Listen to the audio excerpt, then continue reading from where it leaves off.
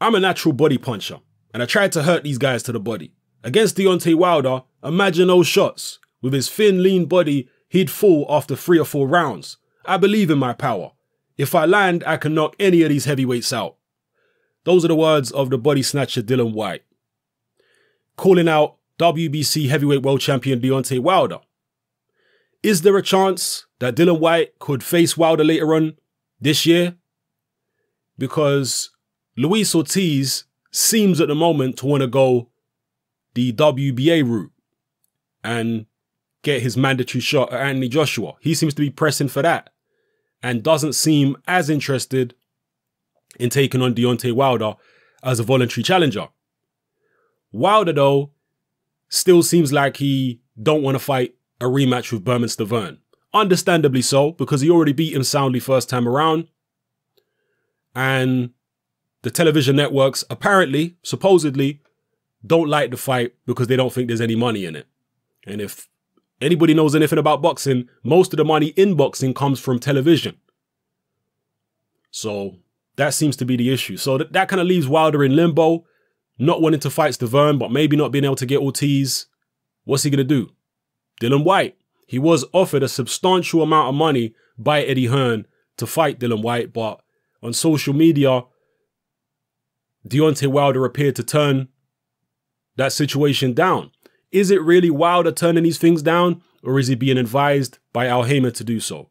Because, as I've said before, Luis Ortiz is also an Al Haymon fighter now. So, Al Haymon's in a win-win situation if Wilder fights Ortiz. No matter who wins, Haymon wins. He's still got the winner. How would Dillian Whyte do against Deontay Wilder if that fight did take place? Were you impressed by the way Dillian Whyte looked against Malcolm Tan? Admittedly a journeyman opponent, but a lot of people like me did notice technical improvements in Dillian Whyte in that fight. The way he was cutting off the ring, the jab, punching a bit more cleanly than previous. I think his technique did fall apart a little bit when he got excited and started really trying to knock Malcolm Tan out. And the commentators did actually mention that. They say he should go back to his jab and just stay cool. And I think he should have done. The opportunity to knock Tan out would have come naturally without him forcing it as much as he did. But then again, if he'd done that, there would have been people who would have criticized him for not having enough killer instinct. So I guess it's sometimes a lose-lose situation and you're going to get criticized no matter what. But personally, I like the improvements that I saw there from Dillian Whyte. Again, a limited opponent, but you can still see that he's been working on his technique and it's been improving. But he needs to get that weight down. 260, far too high. And judging by the amount of work he's been doing in the gym, he's obviously been doing work in the gym because you can see that from his technique. But that weight that he's got on him, maybe his diet is not where it needs to be. I'm not sure. But you know, if he's going to fight any of the champions, he definitely don't need to be over 250 pounds. Against Chisora, he was around, I think it was 245, 246 for Chisora. So then again, it could be a situation where he felt like he was too weak at that weight. Because some people have remarked that against Malcolm Tan, there looked to be more meat on his shots than there was against Chisora. So maybe he getting himself down to 246, he was weakening himself because of all the hard work and the cardio and all that kind of stuff. It can deplete your body of energy. It can actually lower your testosterone if you do too much cardio. So maybe they didn't quite get the training right and he thought, you know what, let's do more strength and less cardio. And that's why his weight was high. I don't know. At the end of the day, weight don't really matter as long as you're functional in the ring. Can Dillian Whyte be sufficiently functional in the ring at 260? I'm not so sure. If he can get his weight down healthily and retain energy at 240, 245, then that's what I'd like to see him do. But my take on it in terms of him fighting Deontay Wilder, we know Dillian Whyte is a tough guy. We know he's got a pretty good chin. He took a hell of a lot of punches from Anthony Joshua before he finally went down, and he was knackered by then in the 7th round. So we know he's got a chin. But Wilder is a tremendous puncher with the right hand, and he's sudden. See, the thing about when Dillian Whyte fought Anthony Joshua, he was getting hit hard from early, but he was seeing most of the punches, in my view. He saw most of the punches coming at him. There weren't shots that were coming out of the blue. So he was kind of braced all the time to take Joshua's big shots. And in boxing, it's the punches that you don't see that hurt you the most. And I think Deontay Wilder has more of an ability to catch Dillian Whyte when he's not expecting it than Anthony Joshua did. So, you know, Dillian Whyte has got plenty of tools too. I think from a technical point of view, he's a better fighter than Deontay Wilder, but many of Wilder's opponents have been better than him technically, and they still lost. Gerald Washington is technically better than Wilder. He got knocked out. Bermane Stiverne is technically better than Wilder. He lost. Plenty of fighters out there. Artur Szpilka is technically better than Wilder. He got knocked out. So just being technically better than Wilder is not going to be enough to beat him. You're going to have to bring more than that to the table.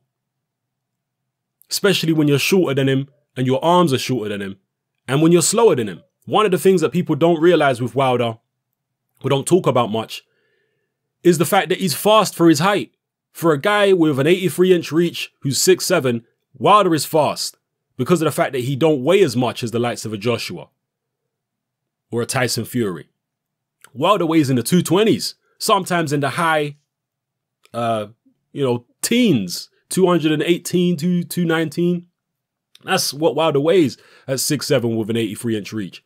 So because he's not carrying much weight around, he can move in that ring. He can move around the ring to evade shots. He pulls away. One of the things about Wilder is that he will pull away from punches a lot of the time. And he makes it difficult to tag him. You know, Wilder is somebody, people criticize his technique all day. But how many people have really been able to tag Wilder consistently in a fight? Very few. Very few. Even though he was kind of getting outboxed by Gerald Washington for a couple rounds, he wasn't taking any big shots. It's difficult to tag Deontay Wilder because he's so awkward, he's tall, he's light on his feet, he pulls away from punches. It don't look pretty a lot of the time with Wilder, but it's effective. That's the main thing. Is what Wilder does effective? And so far it has been. He's unbeaten.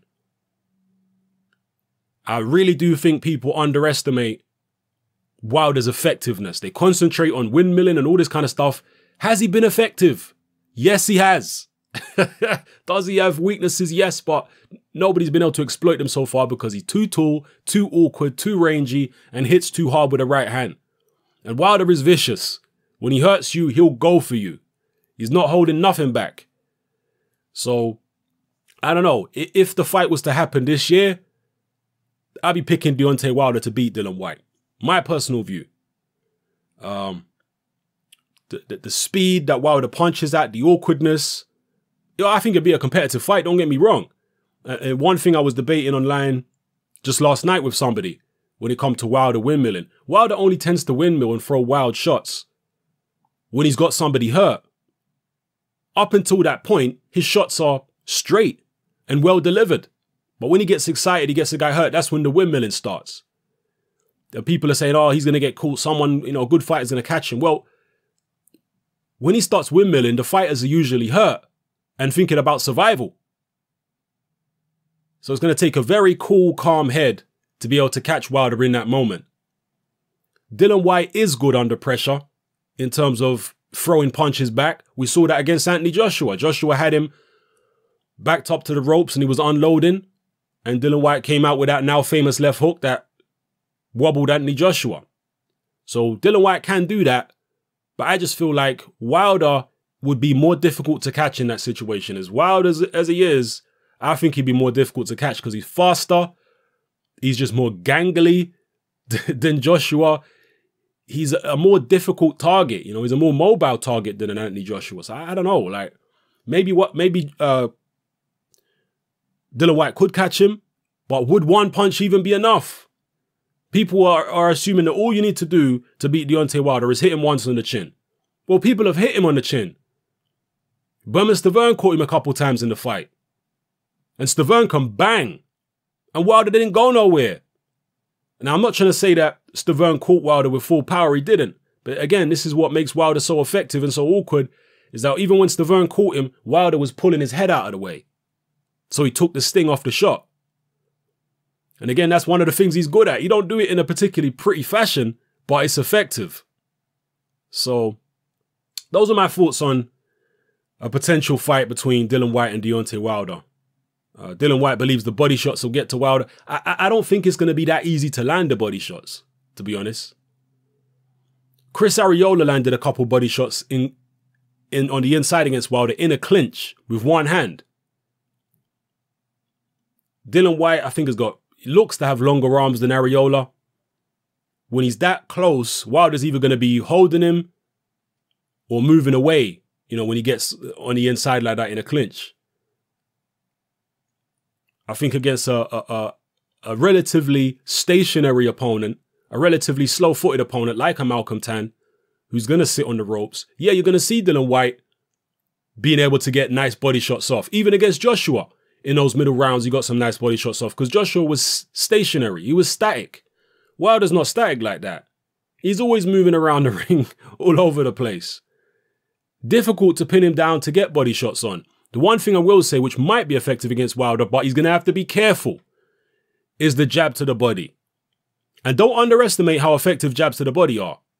You know, you go look at a lot of Floyd Mayweather's fights. He slowed a lot of guys down by jabbing them to the body. So that could be effective against Wilder. A jab in general can be effective against a fast-moving opponent. But in throwing that jab to the body, Dillian Whyte could leave himself open for Deontay Wilder's very fast, very hard, very sudden, out of the blue, straight right hand that has claimed, you know, many scalps. So, yeah, let me know what you think, people. I'm not going to draw this video out for too much longer here. But I do think it's an interesting fight. I would like to see this fight, particularly if the Wilder-Ortiz fight can't happen. I'd like to see Wilder versus Dillian Whyte. But will Al Heyman let that fight go ahead? Remains to be seen. So drop your comments in the comment section below. Let me know how you feel. Make sure you check out some of the other videos which should be appearing on screen right now, which you may have missed. Go check those out. Click the notification bell if you haven't done so already to receive alerts for all my future uploads. It should be the little bell symbol below this video next to the subscribe button. All right. Thank you for watching. Give me a thumbs up. Give me a thumbs down, whatever the case may be. Favorite the video, share the video, all that good stuff. All right. It's happening. I'm out.